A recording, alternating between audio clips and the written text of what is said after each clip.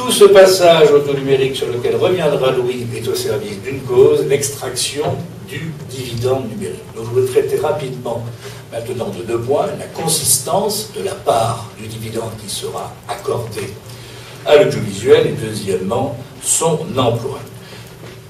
La consistance, vous la connaissez, elle est inscrite dans le schéma national de réutilisation des fréquences libérées de fin décembre 2008 qui a été approuvé par un arrêté du Premier ministre. Sur une ancienne proposition du CSA qui était antérieure à la décision de la soustraction de la sous-bande, il a été retenu 2 choses, 11 multiplex plus 2 pour la TMP, mais également le maintien de la soustraction de la sous-bande, c'est-à-dire des canaux 61 à 69. On peut faire pour faire de la 4G, et cela est tout à fait louable. Une question préalable est à régler avant le lancement de l'appel aux candidatures pour les licences 4G, c'est celle de la protection du canal 60, qui est le canal frontière, à la fin de la part dévolue à l'audiovisuel et au début, au commencement, de celle qui va bientôt être accordée, attribuée à la téléphonie mobile. Donc il s'agit tout simplement de la prévention des risques de brouillage et du traitement des brouillages, s'ils ont lieu, induits par les stations de base de la téléphonie mobile. Nous sommes en cours de négociation avec l'ARCEP sous les auspices de l'Agence nationale des fréquences.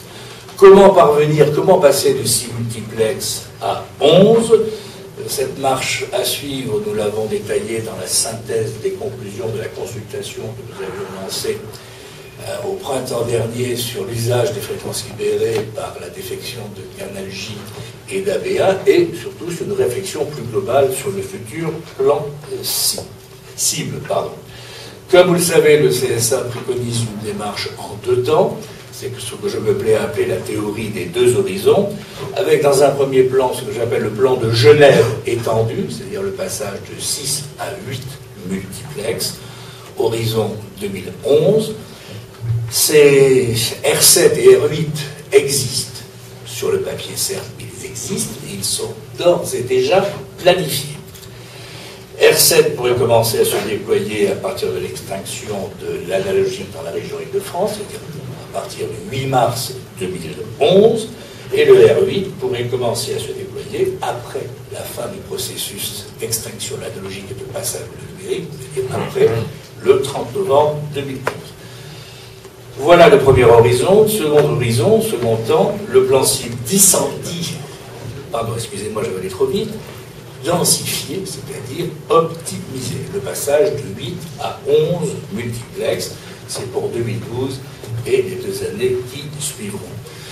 Pourquoi cette petite incertitude sur la durée du processus? Elle est liée à la négociation des fréquences et la coordination aux frontières. On ne peut pas présumer de leur durée, de leur vitesse, des problèmes qui pourraient surgir.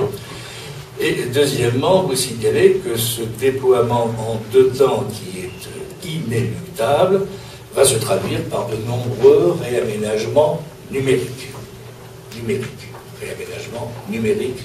Je pense qu'il faut, mon cher Louis, que nous entreprenions dès maintenant, avec les pouvoirs publics, une réflexion sur la pertinence du maintien d'une structure du GIP pour faciliter un GIP peut-être élargi à toutes les chaînes. Il n'y aura plus de distinguo à partir de ce temps-là entre les historiques et les nouveaux entrants pour accompagner et faciliter ce passage au plan cible optimisé. Une fraction du dividende pour que faire, pour quoi faire. Vous le savez, le CSA lancera sans doute à la fin du mois de juillet ou à l'automne prochain un appel à la fois sur le R3, sur la fréquence libérée par Canal J, et un appel sur le R7 pour donner une nouvelle chance à la TNT payante. Il n'appartient pas au CSA d'être le fossoyeur de la TNT payante.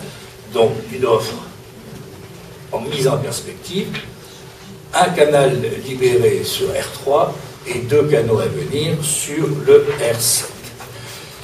Lancement des appels, donc avant la fin du mois de juillet ou à l'automne prochain, l'idée conférer plus de lisibilité à l'ensemble de cette démarche de seconde chance donnée à la télévision numérique payante.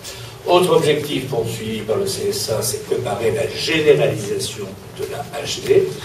toutes les chaînes de la TNT existantes ont vocation à passer en HD. C'est pourquoi le R8, qui interviendra après le printemps 2011, sera consacré aux chaînes compensatoires, c'est-à-dire les 3 chaînes bonus, et en complément à de la HD. Cette généralisation de la HD devrait se réaliser entre 2013 et 2015. En conclusion, pour finir très rapidement, vous dire que, comme vous pouvez le constater, un passage, comme pour les trains, un passage en cache un autre. Le passage autonumérique, le passage pleinement numérique avec le plan cible densifié, puis le passage à la HD, c'est-à-dire le passage de la PEC 2 à la PEC 4.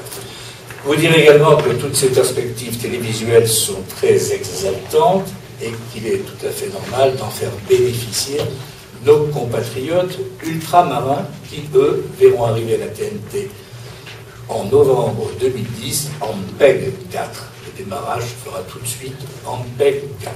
Enfin, vous dire que vous et moi, nous sommes tout à fait convaincus de participer à une opération d'intérêt national qui transcende tous les clivages politiques.